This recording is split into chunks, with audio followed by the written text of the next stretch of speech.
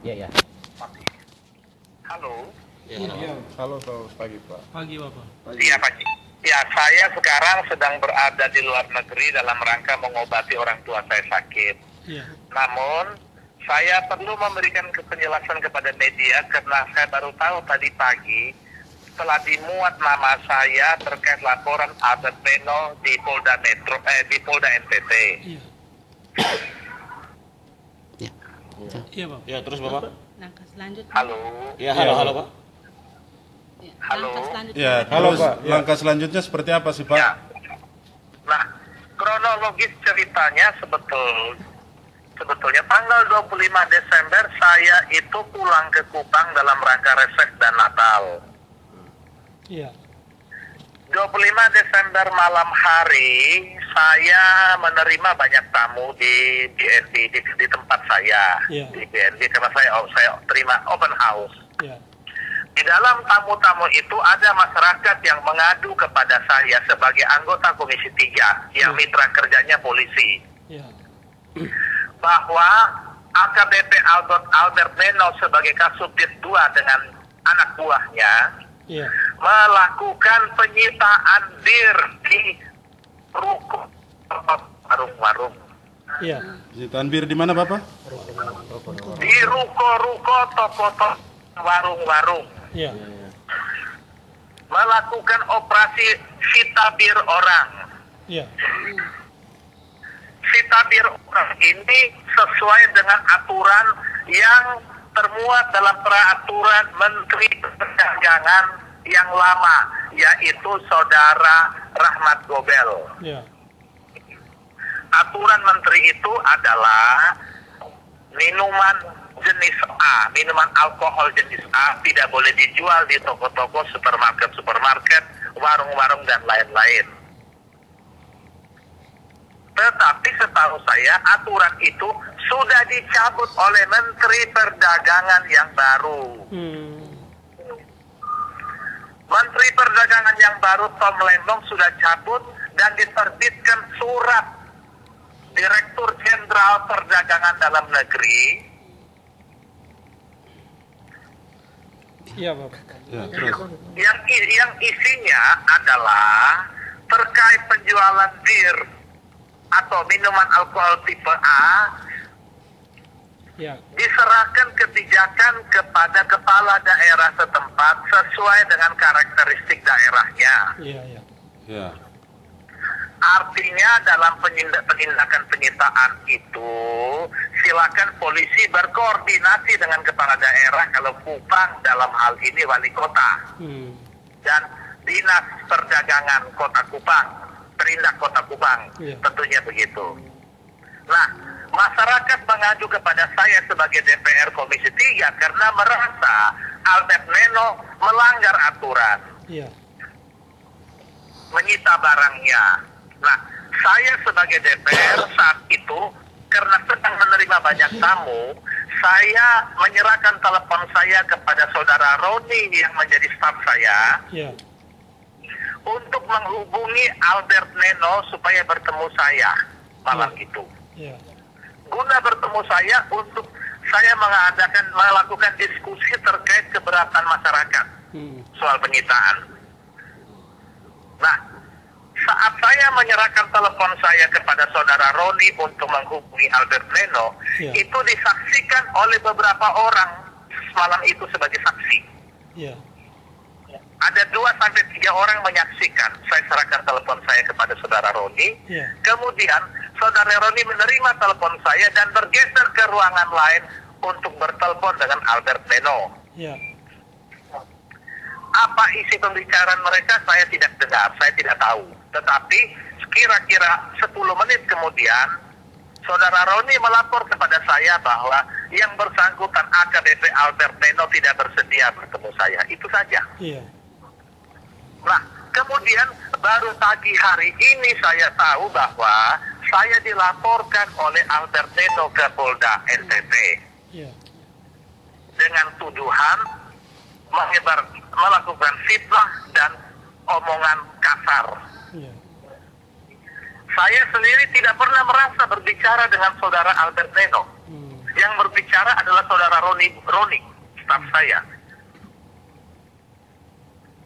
Yang kedua, saudara Albert Leno menyebarkan semua yang berita versi dia kepada LSM, media, dan semua pihak.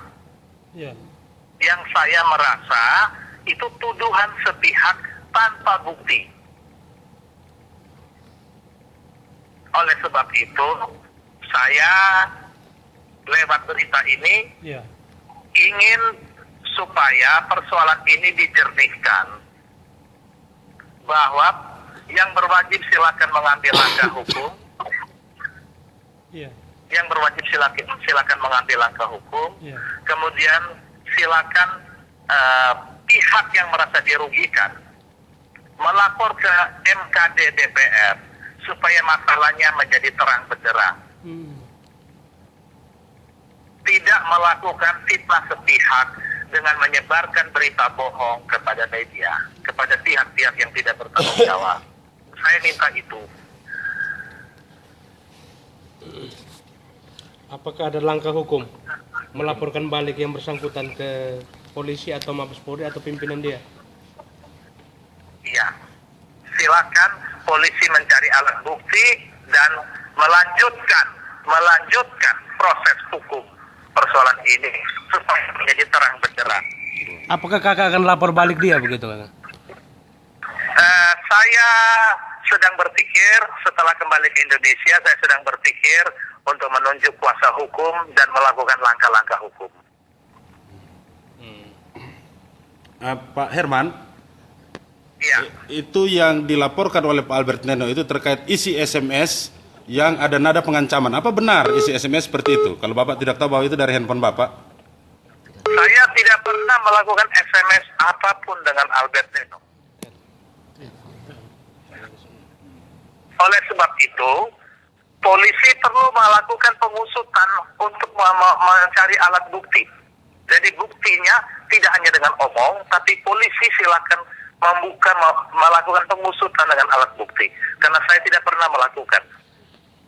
Kakak, jangan sampai ada upaya politisasi untuk menjatuhkan kredibilitas kakak di publik.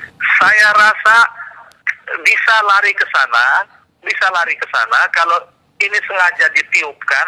Jangan-jangan ada skenario segelintir orang yang ingin menjatuhkan reputasi saya.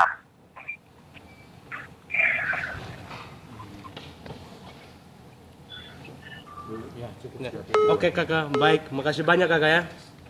Ya, tolong wawancara Roni juga, cari dia di mana supaya masalahnya menjadi terang sehingga nama baik saya tidak dijatuhkan oleh skenario sebelah pihak saja. Oke, saya pikir cukup sudah Bapak katakan ini. Sukses, salam buat orang tua, semoga lekas sembuh Bapak ya.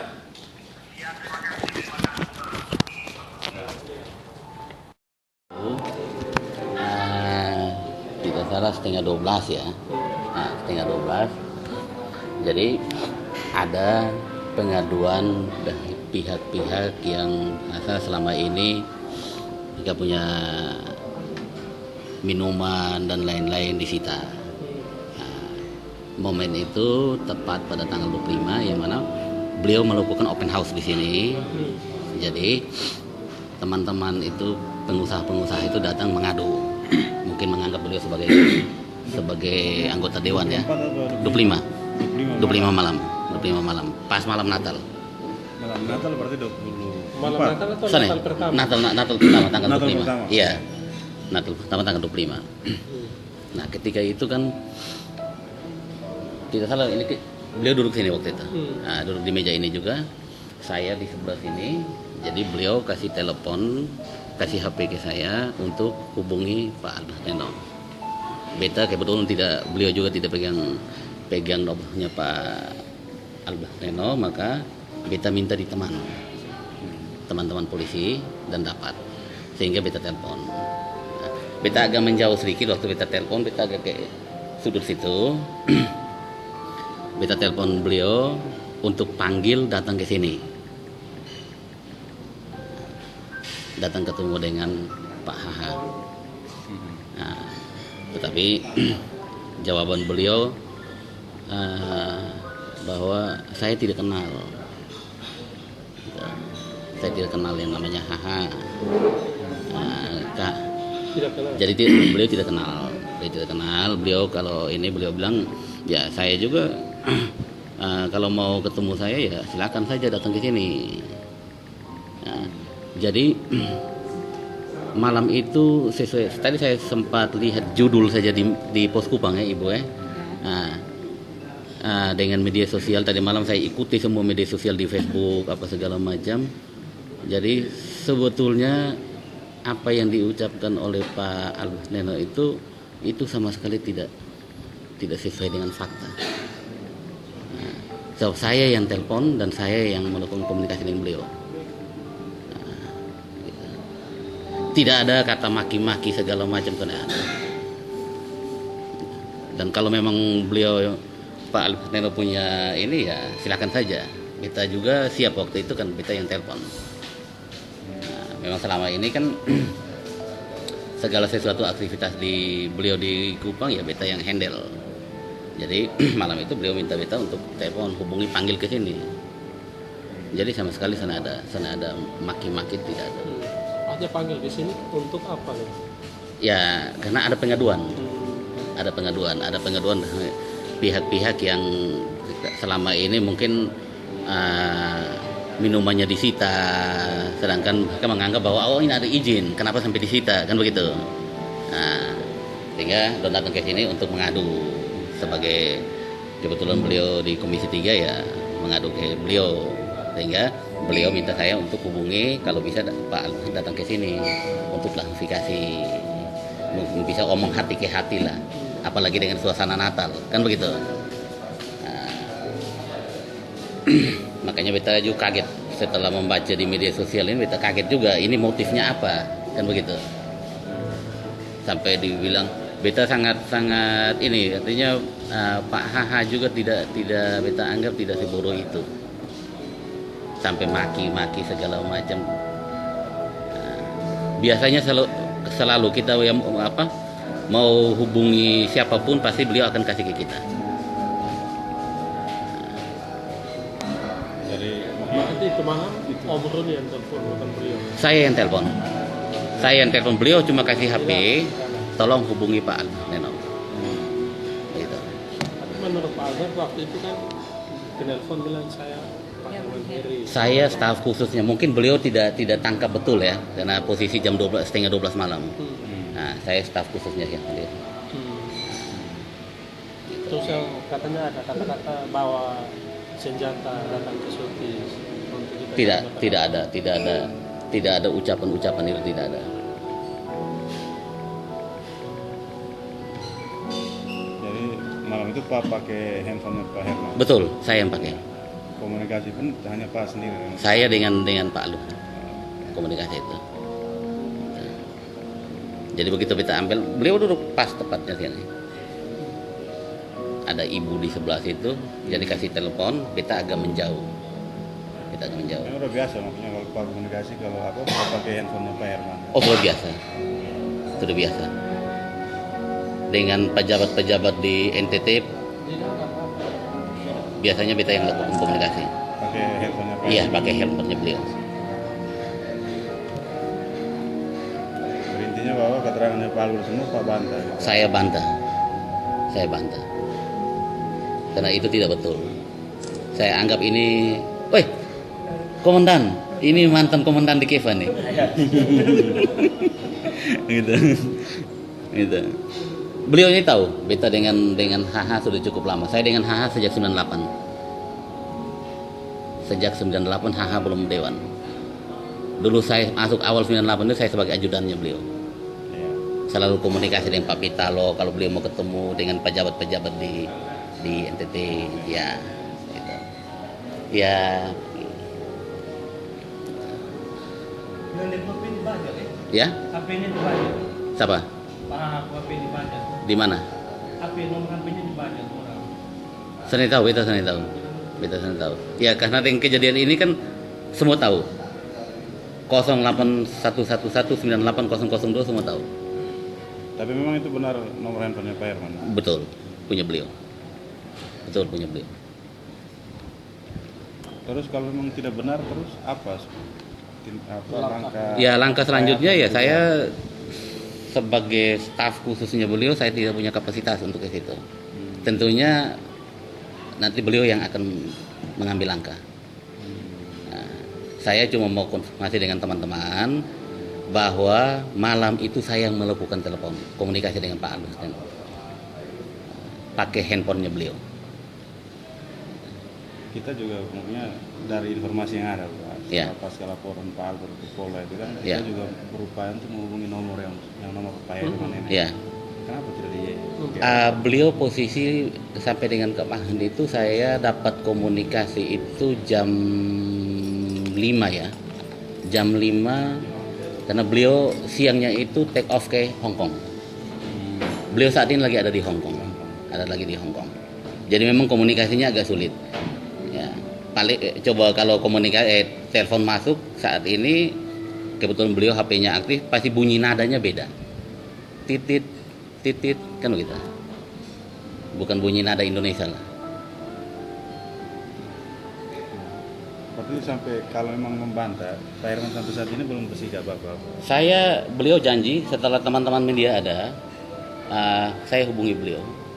Nanti sehingga teman-teman bisa, beliau juga akan bikin ini. Berarti itu ke kata-kata maunya bangsa itu tuh. Soalnya ada, tidak ada. Saya sangka kita semua ini ya mungkin dengan momen Natal itu bukan momen damai. Kalau Bapak komunikasi sama Pak Albert kemarin kira-kira berapa lama?